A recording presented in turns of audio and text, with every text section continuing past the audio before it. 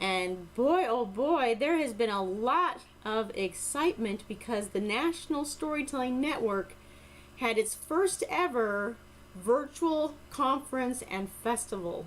It was a 9-day event.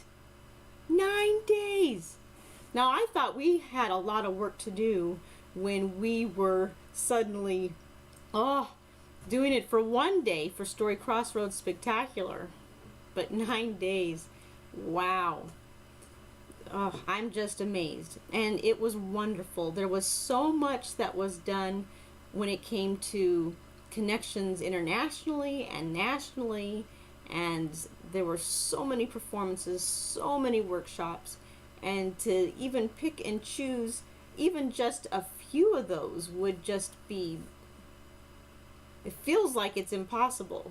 But so much inspiring messages, and anytime you have a gathering of that many storytellers, there's going to be the happy tears, and then there's going to be the thoughtful tears, the ones that really make you think and make you wonder, what am I going to do now?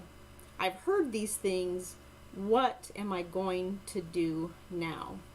And anything amazing, anything inspiring can suddenly go away if you don't do something within 72 hours. It just poof, it goes away, which is really terrible when that happens.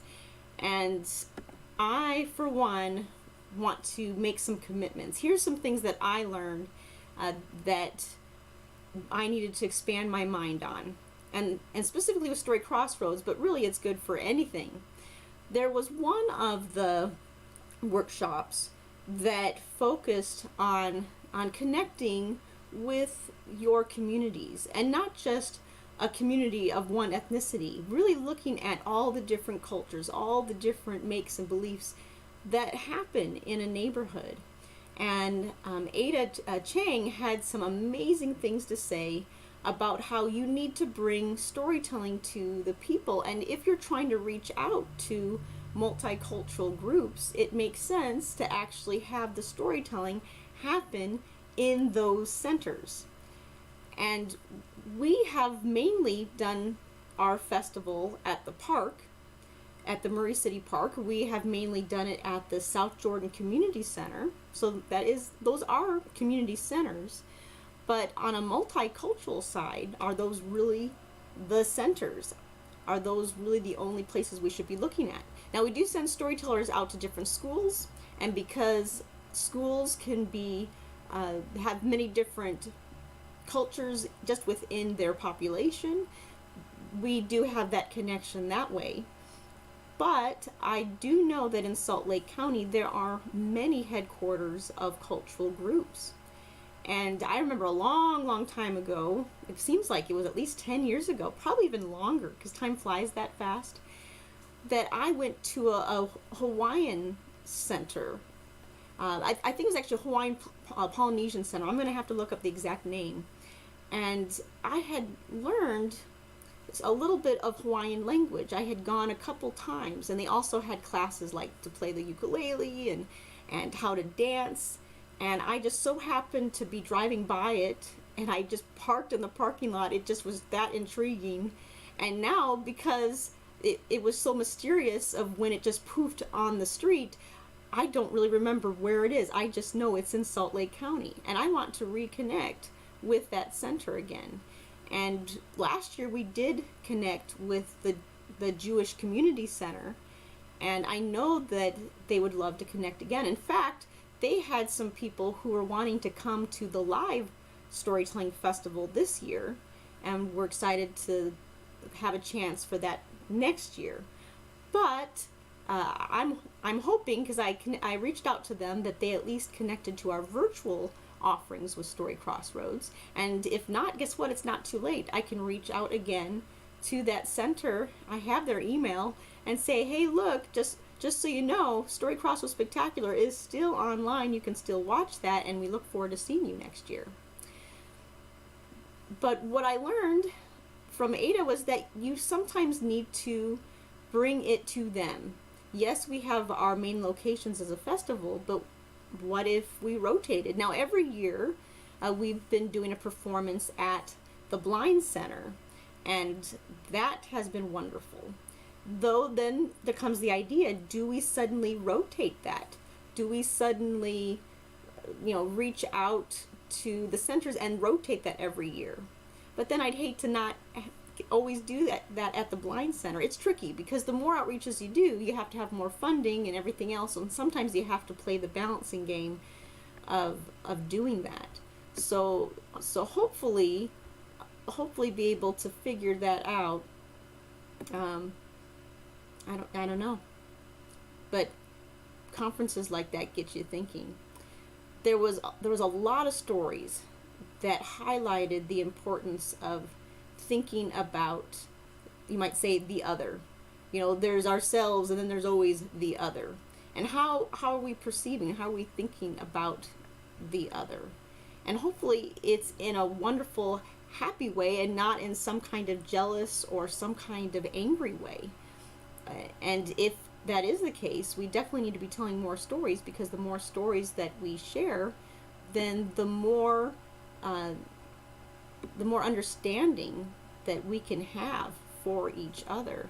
So yes, and I see, Jim, that you're here tonight, so thank you so much. So sounds like we can become busier. Yes, we could become busier, or we can try to strike a balance. Though the more people we have volunteering, or the more people that work alongside us, then we can get it done. Then it's not really busier if you suddenly have more people to do all of that. But it does make me think of all the times that I've talked to people of different ethnicities, and they are happy that we always invite, but they did say you have to be patient. And I think part of that is not just patience, but actually saying, okay, you don't have to always come to us. Can we come to you? Really, can we come to you? And then pause. And if it's not a right away answer, that's okay. We can eventually get to that point. Hopefully we can build that rapport and trust and work through that. Because I know I'm white, I'm Caucasian. I know that it does come with certain privileges, and there's certain perspectives that I will never understand, but I will do the best I can. I will try to still listen the best I can. So I just loved it. Oh, just wonderful. But in the meantime, we still have this big Y coming up. Oh, and hello, Alan. Nice to see you too. Now I know Alan enjoyed a lot of that conference and festival by the National Storytelling Network. Just amazing. Kind of hard to pick and choose what would be your favorite, I would think. I really, it was all of it. All of it was just a great feast. Yes, it was great. Yes, it was definitely great. And I lost a lot of sleep, but it was worth it. Some things are worth losing sleep over. You don't want to lose sleep over the pandemics and the angst and the angriness of the world. I'd rather lose sleep over celebration of how we can be as human beings and being connected. But sometimes, yeah, we're going to lose sleep over the hard things too. But I am excited about June 20th. So June 20th, 2020 at 9 a.m. So from 9 a.m. to 10:30 a.m. Mountain Daylight Time is the Big Y panel, Historical Storytelling Meets Humanities. And even today, I was able to talk to all 4 of the panelists, and we were able to agree on a test run day. Isn't that exciting? This is going to be a little different for us. We have used live streaming before. We have used Zoom for workshops where you pay something and you come in. But for June 20th, it's going to be different because it will be Zoom, but we're going to multi-stream from Zoom. So through Zoom, we will then send it out to YouTube, Facebook, and Twitch. And Alan, you're asking about if Brian Fox Ellis is going to be telling. Well, he will be there. He's a panelist. It's not a performance. It's more of a question and answer. But in any of those question and answers, there's all these mini stories that pop up. So I think it will feel like he is telling, and each one of the Chautauqua panelists will be dressed up in wardrobe as another character. So they will answer as themselves as well as their other character. So I don't know, Alan, that could still mean he's telling. And he's definitely answering things, and he's using a spoken word. That should count as telling, right? And hello, Lolo. So glad that you could join us too. We're just so excited. June 20th is coming. And one of the ones that I talked to today is Dr. Carolise Frink Reed. Now, she is huge with the National Association of Black Storytellers, or also known as NABS. And she is a leader because, well, she leads NABS. And not only that, but she has degrees that are just, oh, I just can't wait to listen to her, such as philosophy in African American studies, and she really knows social studies. And if you're going to talk historical storytelling, you have to set the scene. She already gave me some tidbits. I can't tell you those tidbits. They're really, really good. I feel awful keeping them to myself. But at the same time, I'm kind of relishing that you don't know what I learned from her today. But it was exciting. There is something I can tell you, though. She wrote a dissertation, and there was a chapter that she wrote, and when it came time to publish the dissertation, her professor pulled that chapter. Now, she obviously had plenty more wonderful things to say in that dissertation, but there was a chapter, and there's things from that chapter that she's going to bring up on June 20th. And I talked to her, I said, oh man, I want to read your dissertation. Where can I find this dissertation? And the other thing that I need to know is, how in the world can I get this mysterious chapter? And I think she'll somehow get that to me. There is that dissertation that you can search and download for yourself that is through Temple University, and that's in Philadelphia. So you could do that, but we'll bring it up on June 20th as well. And we also love Darcy Tucker, we love Sheila Arnold, and we love Brian Fox Ellis. Those three will be our Chautauqua, our first-person historical characters. Very, very fun. All three of them have done at least 20 characters each. And like Alan is saying here in chat, here in Twitch, that they actually have Brian Fox Ellis that he is going to tell for their festival. And I know that's with Kansas City. Isn't that right? I'd love to hear some more details on that, Alan. So like dates, times, anything I can tell people. So yeah, this is a phenomenal group. I mean, just having one of these people is amazing. And we have 4. Man, oh man, I'm just really, really happy that Utah Humanities gave us a grant so that we could have all 4 of them. Oh, and not only that, but spread the word, please, because we will have American Sign Language. So because we are multi-streaming through Zoom, it's going to look a little different. We're going to have 6 boxes in that screen. So we're going to recommend to people that they don't watch it through their phone.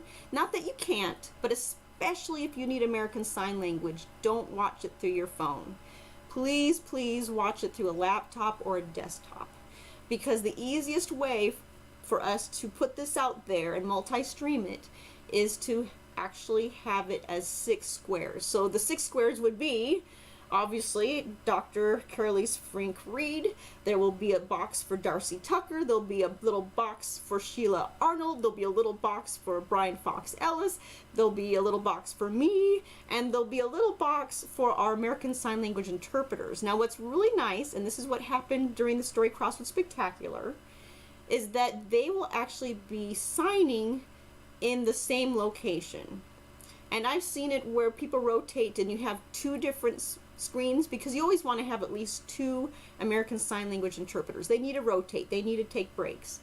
And if they are broadcasting in from their own homes, you're going to have 2 separate boxes in a Zoom. But if at all possible, it's always best to have 1 box. And that way, when it's renamed or labeled, it can say ASL interpreters dash and then you can put both of their names on it. And that way, if people are even looking on it, it's very easy to find alphabetically. But since we're multi-streaming, that's not as important. But then it's smoother. It's just smoother. So what happens is they're still properly distanced. They're going to be at Michaela's home. Michaela and Sarah will be our interpreters. And they have basically a little in-home studio. Michaela does have her family, and they kind of hang out either downstairs somewhere. I don't know. Whatever she figured out to do for Story Crossroads Spectacular on May 13th, she's going to do again. So I already know it works, which is lovely. She instead of using a Wi-Fi signal, she does link up her computer with the Ethernet. And because of that, she has a stronger signal. When we first did test runs with the American Sign Language, I know Michaela, there was a choppy connection with the internet, and as soon as we had that Ethernet cord, it fixed it.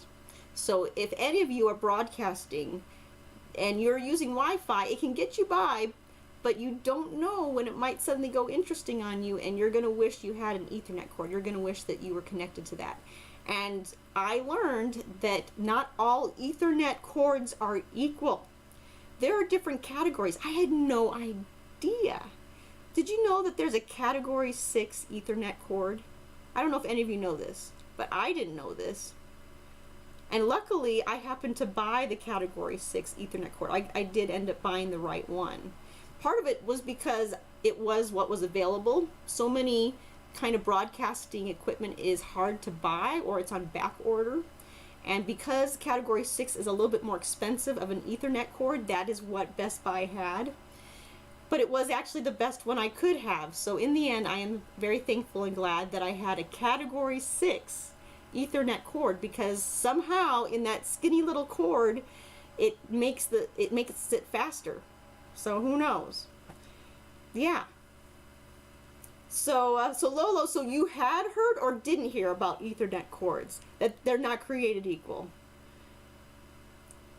You know, who knows? What else am I missing? I mean, if I didn't know this about cords, I mean, what about rubber bands? Maybe there's something about rubber bands I need to know, or maybe there's something about pencils, because you know there's number 2 pencils, and everyone says you gotta have a number 2 pencil. I don't know. All these little things that you think are simple, and then there's suddenly something different. Oh, and now Alan is saying that you're going to have Tim Lowry and Dan Ketting and Ann Rutherford and Reggie Carpenter and Adam Booth, April 23rd and 24th. Obviously 2021, unless you have a time machine and it's 2020, right? I know that it's 2021. How exciting! Again, just one of those tellers would be amazing. And to have all those tellers, Alan, congratulations. That is going to be really fun. I don't know if you have any live streaming that you're already planning to do, since a lot of things are up in the air. I think it's always good to have at least 4 plans for any one event. That's what I learned with Story Crossroads Spectacular. Now, we went full virtual, but that's not always what's going to happen. You may come in a situation where you don't have to be full virtual. You could actually put some live components in it, or maybe some limited size, or maybe it's safe to send those storytellers to a school if the schools are open. So I don't know, Alan, if you already have those backup plans in place. Hopefully way out in April 2021, there's going to be a vaccine or something that's going to help with everything. But I'm really, really hoping with such a wonderful lineup that things can be awesome and you have those plans in place. So Lolo, so just seeing what you're saying there. So generally chords, yes, not the number 6. So you were familiar with 1, 2, 3, 4, and 5, but not number 6? Maybe number 6 is really new. I don't know. It could be the 2020 model. Though cars always do it like a year in advance. So maybe it's technically 2021, but it's the 2020, or if it's vice versa. Who knows? Oh, but I'm excited. They know their stuff. These panelists know their stuff. and we're going to have a test run on Thursday. Now, if you're curious, if you want to see how the test run goes, you're welcome to check it out. We will put it through Twitch and YouTube and Facebook. We won't stream it out right away because we're going to chat as a group. We're going to look at sound. Well, I guess we can't look at sound. We're going to listen to our sound, and we're going to look at lighting. See, now I've said it right.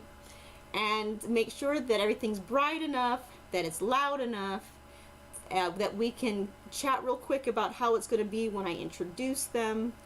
And I usually like to have intros be pretty short so we can just jump into the good stuff. So that's what I'll already tell them. And we'll also be sharing, the 4 of us will be sharing, actually the 5 of us, actually I would have to say 7 of us, because I have to include the American Sign Language interpreters on that. All of us will have access to the Google Doc of different bullet points. And the reason why you want to do that when you have several panelists is you don't want them suddenly delving into a topic and then someone else was hoping to do that. And there's so much they can share. It's not like they don't have plenty of things that they could share. So we're going to have that kind of sharing document so that we can actually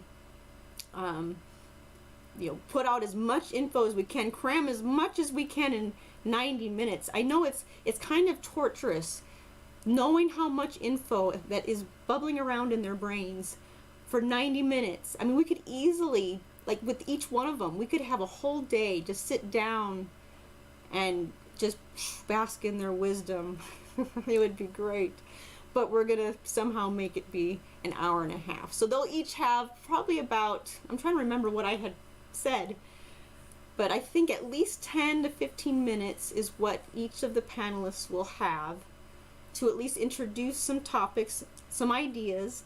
People can send in questions early, so please do. We'd love those questions early. So I'm going to actually type it in the chat right now, but if you have any questions for the panel, you can email them to this. Now make sure it connects to either historical types of things or storytelling types of things, or it deals with humanities.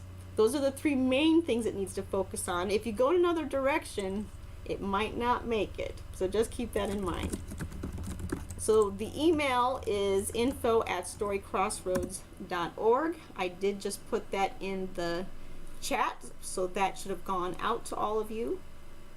And Alan, you're saying that you tried to YouTube stream last year, but the internet company did a poor job. Alan, can you tell me a little bit more about that? Did you look into it? Was there something that could have been switched up, or was it just the company was bad? Because sometimes the company's great, but maybe there was some other things that could have been tweaked, but you don't know in the moment. I don't know if you did test runs and it was kind of awful then, that already gave you a heads up on that. So tell me more about that, Alan. That's definitely got me curious there. But yay, I'm so excited for this panel. Now in the meantime, I have to give a big kudos, big shout out to Jim Luter. Now I do thank him a lot because he does a lot. So if you hear his name a lot, it's because he does a lot. Makes sense, right? So Jim, of course, is with us there with Twitch, and he actually has sent out a bunch of emails to key people. And Jim, if you want to jump in and say anything about what kinds of people that you've been reaching out to, that would be great too. Because this is an academic discussion, we are expecting much more of a teenager adult type of audience, though it is family friendly. So if anyone wanted to listen in to the Big Y panel, they are more than welcome to. And in case you're curious about the history we're going to be focusing on, because there's so much of world history, right? How do you do that? Well, we're limiting it to much more the Civil War and post-Civil War time, because the historical storytelling and when people started to dress up as other people to tell stories actually happened about 1870s, which is right after Civil War. And so to set the scene during this panel, you have to understand a few things with the Civil War. You have to understand a few things after. And then we definitely need to talk about what's been going on lately. Because if it happened yesterday, guess what? That is still history. And that's still something that's important, because humanities is about humans and us connecting and how do we interact with each other. And we've been interacting with each other in many, many kinds of ways, quite extreme in both directions. And it's going to be fascinating to hear not only from these panelists, but from the three Chautauqua ones, from their characters' perspectives as well, of looking at what's happening now. Oh, and so now we're hearing a little bit from Jim. So when he's been sending out emails, there's been about at least 50 connected much more with professors and humanity organizations. And in that, we've been requesting them to please share and pass it along, though, of course, you can please share and pass it along. Basically, if someone you know loves history, if someone you know loves storytelling, if someone you know loves humanities or any mixture of that, those would be the ideal people to listen in. And if you're just not familiar with those areas at all, but you're just a curious person, you're welcome to as well. Oh, and Alan is telling me here that when it came to the internet company, that they did all the setup for it, that with the Kansas City with your festival, there was no control over what they were doing. They had no idea what it was going to look like until they were broadcasting. And then when they were off work, they shut down stream. Oh no, I'm so sorry, Alan. You know, what I have discovered with streaming is that it doesn't automatically stop the recording. And one time, and actually I did this last week, I clicked to stop the recording because I already clicked to stop streaming. And I forget that there is so many seconds of gap, sometimes even up to 20 seconds, that still has to go out there. So you can stop your streaming, but not necessarily want to stop your recording yet, and just kind of let it hang for a little bit. That's what I've learned. Little things, little things. Ugh, yikes. That's too bad that you found out when it happened. I was just telling some people about how there's a difference between test runs and virtual sound checks. Virtual sound checks to me is something that happens the day of. Even if it's 30 minutes early and you feel like, oh, well, this feels like it's a test run, you know, this is early. No, it's not a test run. A test run means that you actually could run to a store to buy equipment if you had to fix the situation after whatever happened during it. That is a test run.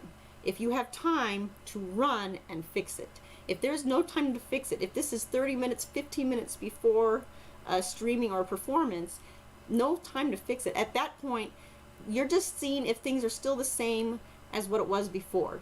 Because it's funny, it's so funny, technology, that it can be fine. The sound and everything can be beautiful and fine, and then you do it a few minutes later and it changes on you.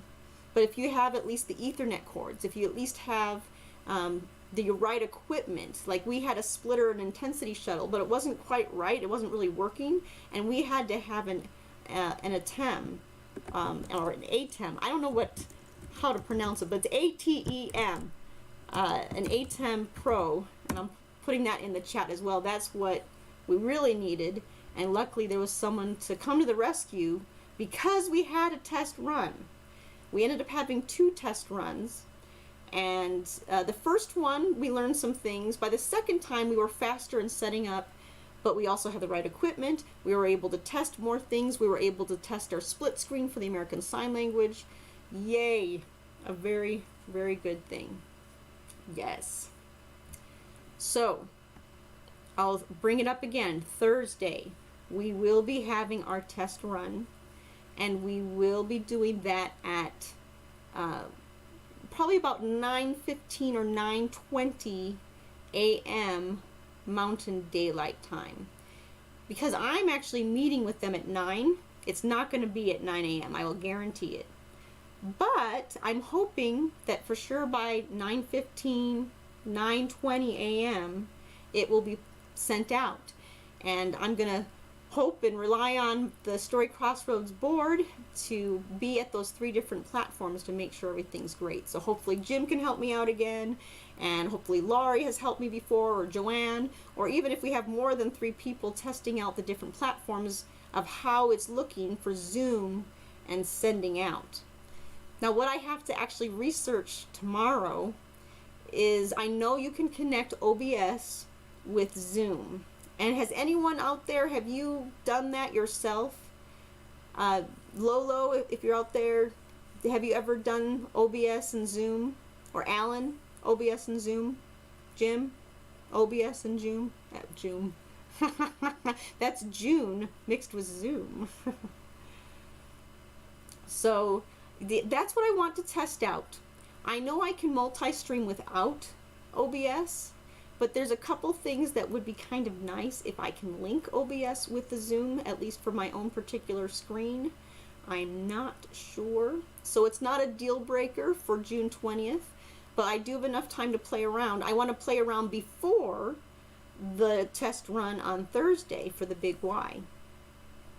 And I'm even going to test multi-streaming without the panelists, because I don't want to take up too much of their time. I'm already really thankful to their talents and their knowledge, and so I'm trying not to take too much of their time. So anything I can test without taking their time, I try to do. That way they can be focused and they can think about the bullet points and things that they're going to talk about on June 20th. So that kind of gives you a little feel of how it is about planning things. The other thing that has to happen tomorrow, you know how I did press releases for the Story Crossroads Spectacular? Well, I have a different press release for the Big Y. And sometimes you can put out press releases too early. And especially when there's a lot of current events and a lot of unrest, that's obviously the most important thing to cover right now. But as it gets closer, and sometimes when people need a little bit of good news, they turn to press releases from people like myself. So I'm going to put those out there. It's never a good idea to put a press release out on a Monday. It's not a good idea to send it on a Friday. But if you only have the opportunity to send it on a Monday or Friday, it's better to send it than not at all. But Tuesday is my friend. Tuesday, Wednesday, Thursday are your best days. In the morning before lunch, usually your best time. So that's what I'm going to do. Yeah. So, because we're at that time, I always like to tell a story. And because I did go to that wonderful National Storytelling Network virtual conference and festival, there is a story I'm telling that wasn't told during that time, but from one of the concerts that was featured there. Each of the continents, except for Antarctica, each of the continents were represented. So I want a big shout out to Jeff Gear, who made the connections to all these different international groups and people, and somehow, I mean, there were over 100 storytellers between the workshops and the performances, and there was tons of help, major help from Katie Knutson and Aaron O'Neill and the NSN board. Wow. So this story comes from Indonesia. There was an old man and an old woman, and they had no children. They wanted children, but nothing ever happened. And one day, they sent out a prayer, and the prayer was caught in the wind by a giant. That giant looked down at that couple and said, I can give you that wish. I can give you a child. But if I do this for you, then you must promise that when that child is 17 years old, that child will then be mine. Now the old man, the old woman just heard that they could have a child. They didn't really focus on the 17-year-old part, so they quickly agreed. And so the giant reached inside his jacket and pulled out a sack. Inside this sack are special seeds. Plant the seeds, and you shall have your child. So the old man and the old woman took that sack and they looked inside, and it just looked like regular cucumber seeds. But they were so excited by the idea of having a child that they scattered those seeds. And they took the greatest care and made sure that there was just enough water and that they didn't burn up in the sun. Everything that they could do. And it wasn't long before the cucumbers began to grow. And there were so many cucumbers, and they were the green color except for one. One that was extra large, one that was completely golden. And the old man and the old woman were drawn in to that cucumber. And they picked it off those cucumber vines, and then they took a cut to the very top with the stem. But when they looked inside that golden cucumber,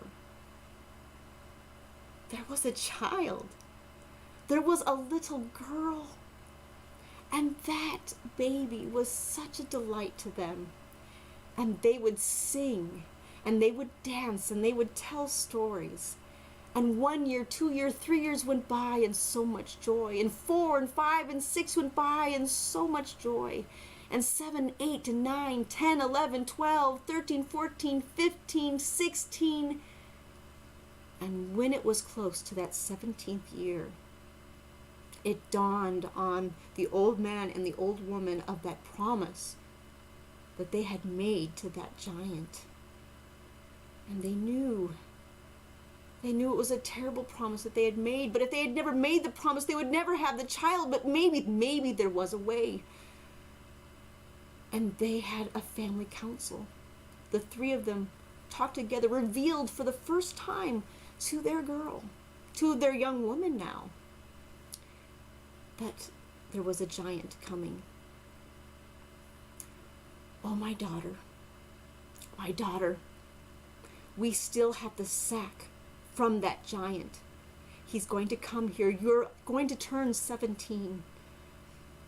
Any moment you will. He will be here. We will hear him before he comes. But you will need to run, and you will need to take this sack. And there are still some magic in this sack. We have never tested it, but we know that there is. And whatever is in that sack, you need to throw it behind you.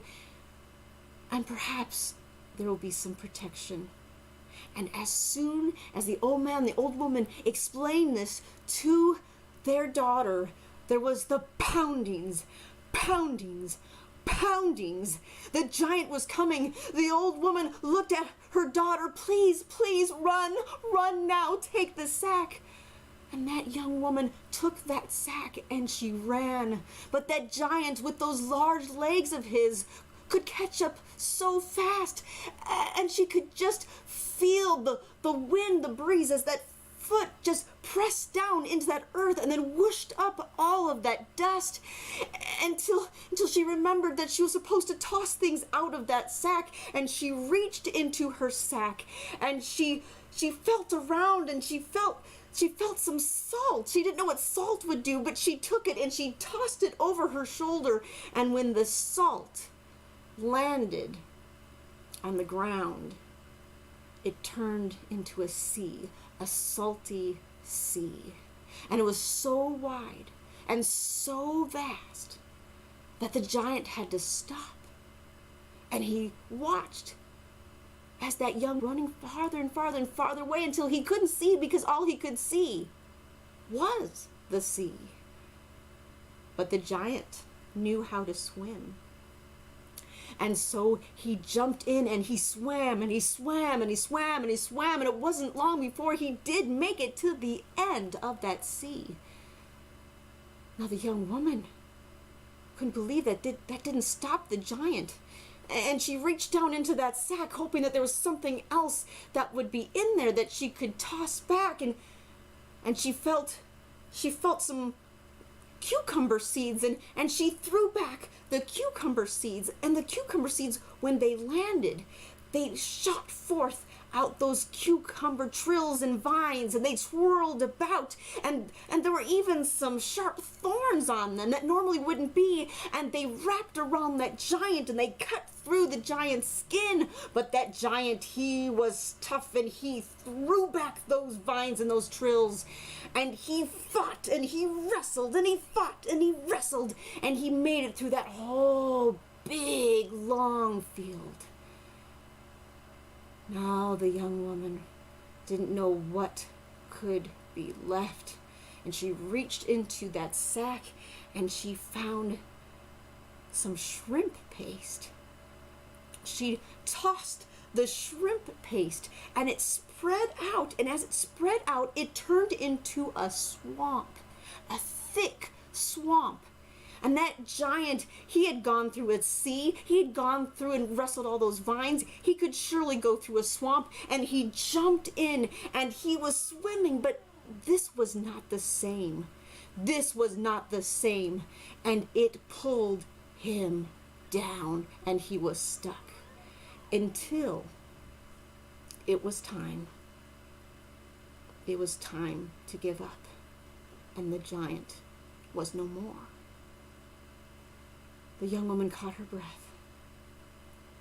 She had a long journey to return to the old man and the old woman.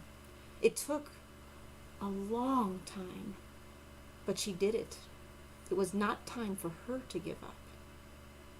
And finally she saw them, and the three of them embraced. And so it is, the story of the golden cucumber from Indonesia. So thank you so much. It's always wonderful to do these streams. And until we tell again, thank you. Tell stories until we tell